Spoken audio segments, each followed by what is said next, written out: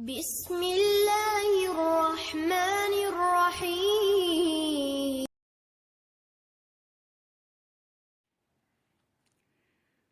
البقرہ آیت نمبر 214۔ اللہ کے فضل و کرم سے تلاوت کرتی ہوں۔ اعوذ باللہ من الشیطان الرجیم، بسم اللہ الرحمن الرحیم۔ ام حسبتم ان تدخلوا الجنۃ ولما یأتکم مثل الذین خلوا من قبلکم مستهم البأساء والضراء وزلزلوا حتى یقول الرسول والذین آمنوا معه متی نصر اللہ الا ان نصر اللہ قریب۔ کیا حسبتم خیال کیا تم نے، ان کے تدخلو تم داخل ہو جاؤ گے، الجنت جنت میں، ولما حالانکہ نہیں، یاتکم آئی تمہارے پاس، مثل الذین مثال ان کی جو خلاؤ گزر چکے، من قبلکم تم سے پہلے، مستہم پہنچی انہیں، البأساء سختیاں، والضراء اور مصیبتیں، والزلزلوا اور وہ ہلا دیے گئے، جھنجھوڑ دیے گئے، حتیٰ یہاں تک کہ یقولا کہنے لگا، الرسول رسول، والذین آمنوا اور وہ لوگ جو ایمان لائے، وہ کہنے لگے، معہ ساتھ اس کے، متی کب آئے گی نصر اللہ مدد اللہ کی، الا خبردار، انا بے شک نصر اللہ مدد اللہ کی قریب ہی ہے۔ اللہ سبحانہ و تعالیٰ اس آیت میں فرماتے ہیں کہ تعجب ہے کہ تم نے یہ سمجھ رکھا ہے کہ محض ایمانی دعویٰ سے تم جنت میں داخل ہو جاؤ گے، حالانکہ ابھی تم کو وہ آزمائشیں تو پیش ہی نہیں آئیں جو تم سے پہلے لوگوں کو پیش آ چکی۔ ہر طرح کی سختیاں اور محنتیں انہیں پیش آئیں، شدتوں اور ہولناکیوں سے ان کے دل دہل گئے، یہاں تک کہ اللہ کا رسول اور جو لوگ ایمان لائے تھے پکار اٹھے۔ لوگوں نے کہا، اے نصرت الہی، تیرا وقت کب آئے گا؟ رسول نے کہا، گھبراؤ نہیں، اللہ کی نصرت تم سے دور نہیں ہے۔ اللہ اکبر۔ اب دیکھیں، اللہ سبحانہ و تعالیٰ نے ہمیں ایک امت پیدا کیا، اور ہمارا یہ کام ہے کہ اللہ کا پیغام پہنچانا۔ بہرحال اللہ سبحانہ و تعالیٰ اس آیت میں فرماتے ہیں کہ تمہیں خلافت عرضی کے لیے چن لیا گیا، مگر کیا اس بہشت زار عرضی میں بغیر کسی محنت و تکلیف کے داخل ہو جاؤ گے؟ یعنی یہ جنت، یہ بہشت جو آسمان و زمین سے جس کی چوڑائی زیادہ ہے، اس میں تم بغیر محنت کیے داخل ہو جاؤ گے، حالانکہ ابھی ان مشکلات کی ابتدا نہیں ہوئی جو انبیاء اور رسل کو راہ حق کو صدق میں پیش آئی۔ تاریخ شاہد ہے، تاریخ گواہ ہے کہ ان ارباب صدق و صفا کو چاروں طرف سے مصیبتوں نے گھیر لیا۔ غنیم کی فوجیں محاصرہ کیے ہوئے تھیں۔ یہ ایک جنگ کا واقعہ ہے۔ قدم قدم پر دشمن کا خوف دامن گیر تھا، جان کے لالے پڑے ہوئے تھے، سامان خوراک کے تمام ذرائع وسائل ختم ہو گئے تھے، بھوک اور پیاس کے مارے تڑپ رہے تھے۔ اور یہ میں آپ کو بتا دوں کہ یہ تو بیرونی تکلیفوں کی حکایت تھی۔ ادھر گھر میں اختلاف پیدا ہو گیا، پریشانیوں اضطراب کی وجہ سے کم ہمتوں میں بزدلی اور نامرادی کے آثار ظاہر ہونے لگے، اور ان میں باہمی منازعت شروع ہو گئی، جھگڑے شروع ہو گئے،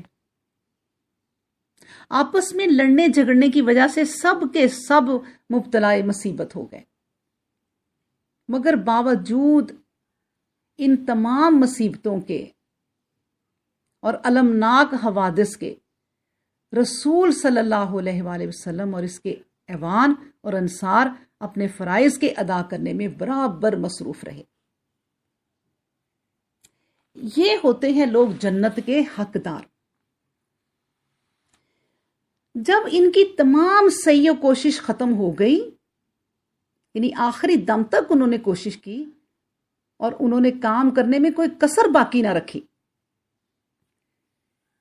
ادھر خارجی آنت کی بھی کوئی توقع نہ رہی، کسی مدد کی بھی کوئی توقع نہ رہی، تو اس وقت رسول علیہ السلام کے ایوان و انصار نہایت ہی دکھی حالات میں اور تذرہ کے ساتھ پکارتے ہوئے کہنے لگے کہ خدایا تیری مدد کب آئے گی۔ اس وقت انبیاء اور رسل جو گویا عزم و ایمان کے پہاڑ تھے، انہوں نے فوراً جواب دیا کہ گھبراؤ نہیں، اللہ کی نصرت تم سے دور نہیں، بس آئی کہ آئی۔ گویا یہی وہ مقام ہے جہاں پہنچ کر رسالت کا منصب رسول کو عام انسانوں سے جدا کر دیتا ہے۔ اللہ اکبر۔ مطلب یہ ہے کہ آزمائش اور امتحان سے پہلے جنت کی آرزویں ٹھیک نہیں۔ سابقہ تمام امتوں کا بھی امتحان لیا گیا، انہیں بھی بیماریاں اور مصیبتیں پہنچی۔ بأساؤ کے معنی فقیری ہے، محتاجی ہے، اور ودراؤ سخت بیماری، زلزلو ان دشمنوں کا خوف، یعنی ان پر دشمنوں کا خوف اس قدر طاری ہوا کہ بچارے کانپنے لگے۔ ان تمام سخت امتحانوں میں وہ کامیاب ہوئے اور جنت کے وارث بنے، پھر جنت کے وارث بنے۔ صحیح حدیث میں ہے کہ ایک مرتبہ حضرت خباب بن ارت رضی اللہ عنہ نے کہا، یا رسول اللہ صلی اللہ علیہ وآلہ وسلم، آپ ہماری امداد کی دعا کیوں نہیں کرتے؟ آپ نے فرمایا، بس ابھی سے گھبرا اٹھے، سنو، تم سے اگلے مواحدوں کو پکڑ کر ان کے سروں پر آرے رکھ دیے جاتے تھے اور چیر کر ٹھیک 2 ٹکڑے کر دیے جاتے تھے، لیکن تاہم وہ توحید و سنت سے نہ ہٹتے تھے۔ لوہے کی کنگھیوں سے ان کے گوشت پوشت نوچے جاتے تھے، لیکن پھر بھی دین الہی کو نہیں چھوڑتے تھے۔ نبی کریم صلی اللہ علیہ وآلہ وسلم نے مزید فرمایا، قسم اللہ کی، اس میرے دین کو تیرا رب، میرا رب اس قدر پورا کرے گا کہ بلا خوف و خطر صنع سے ہجر تک ایک ایک سواری کرے گا، اسے سوائے اللہ کے کسی کا خوف نہ ہوگا۔ البتہ دل میں یہ خیال ہو تو اور بات ہے کہ کہیں میری بکریوں پر بھیڑیا نہ آ پڑے، لیکن افسوس تم جلدی کرتے ہو۔ اللہ اکبر۔ یعنی اللہ کی مدد آتی ہے مگر آزمائش کے بعد، اور جنت نبی کریم صلی اللہ علیہ وآلہ وسلم نے فرمایا کہ تلواروں کے سائے تلے ہے، ایسے ہی جنت نہیں مل جاتی۔ اللہ اکبر۔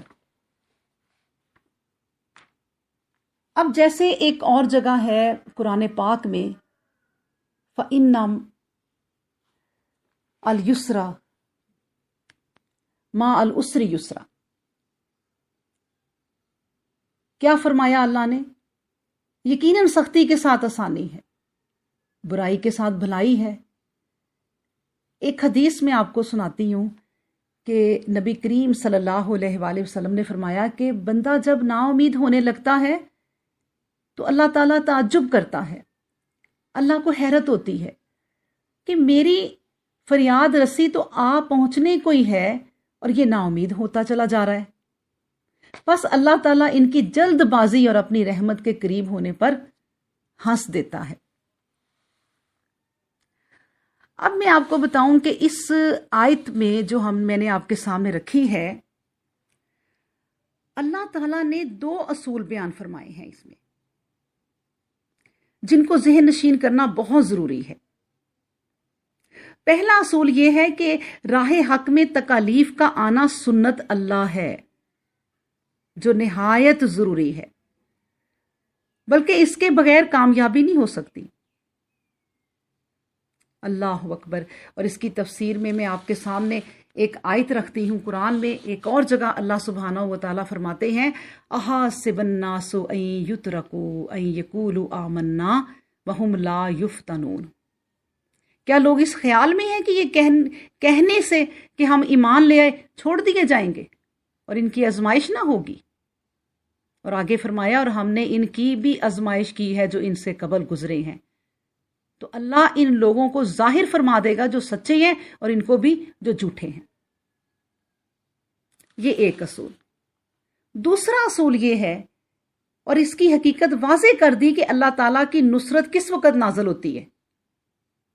فرمایا کہ جب تک ایک شخص اپنی تمام قوتوں کو اس کی راہ میں وقف نہ کر دے، مدد نہ آئے گی۔ اللہ اکبر۔ سورہ آل عمران میں ہے، فَالَّذِينَ هَاجَرُوا وَأُخْرِجُوا مِن دِيَارِهِمْ۔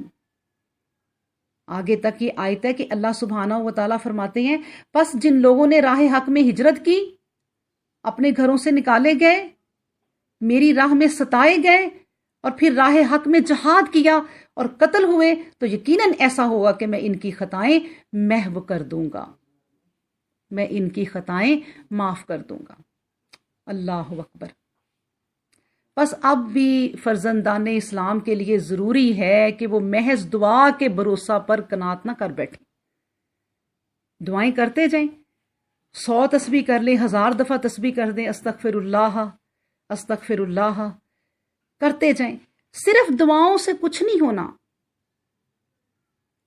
جب تک کہ اپنی زندگی جو اللہ سبحانہ و تعالیٰ نے یہ پورا قانون ہمارے سامنے رکھ دیا، یہ قرآن کی صورت میں ہمارے سامنے ایک مکمل شریعت رکھ دی، اگر ہم اس کے مطابق اپنی زندگی نہیں بدلیں گے تو خالی دعاؤں سے کچھ نہیں ہونا۔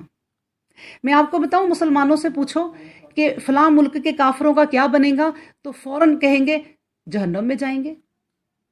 ہندوؤں کا کیا بنے گا، تو 1 منٹ نہیں لگائیں گے، کہہ دیں گے وہ جہنم میں جائیں گے۔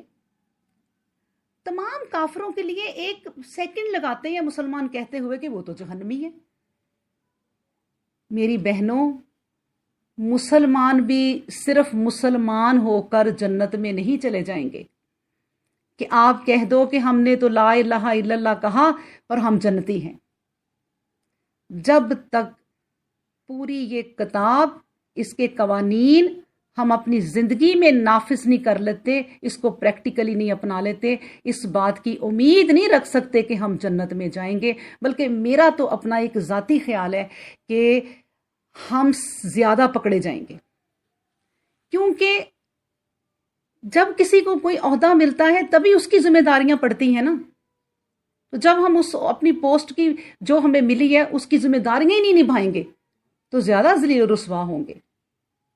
تو اللہ سبحانہ و تعالیٰ کیا کہتے ہیں، یا ایھا الذین آمنوا، یعنی جو ایمان لے آئے ہیں، پھر ان پر اللہ تعالیٰ اپنے قانون لاگو کرتا ہے، اور اگر ہم ان کو نہیں مانتے تو ہم زیادہ گناہ گار ہیں۔ اللہ اکبر۔ تو بس دعا کے بھروسہ پر قناعت نہ کر بیٹھیں، بلکہ زور بازو سے بھی کام لیں، لوگوں کے جھوٹے وعدوں پر نہ جائیں، اپنی قوت کا اظہار کریں، اس لیے کہ دنیا میں اسی قوم نے دائمی زندگی حاصل کی ہے جس نے اپنے ہاتھ پاؤں سے کام لیا، اور قدرت بھی اسی کو زندہ رکھتی ہے جو اپنی مدد آپ کرتے ہیں، قدرت بھی اسی کی مدد کرتی ہے۔ تو بات کیا ہے، یاد رکھیں کہ اللہ سبحانہ و تعالیٰ نے صاف کہہ دیا، ام حسبتم ان تدخلوا الجنۃ، کیا تم سمجھتے ہو کہ تم جنت میں داخل ہو جاؤ گے؟ وَلَمَّا يَأْتِكُم مَّثَلُ الَّذِينَ خَلَوْا مِن قَبْلِكُم، ابھی تو تم پر تم سے جو پہلے لوگ گزرے ہیں وہ آزمائشیں نہیں تم پر آئیں جو ان پر آئی ہیں، اور تم گھروں میں بیٹھے صرف لا الہ الا اللہ کہہ دیا اور عیشیں کی اور کہا ہم جنت میں جائیں گے۔ اللہ اکبر۔ اللہ تعالی ہمیں آیت پڑھنے اور اس کو سمجھنے اور اس پر عمل کرنے کی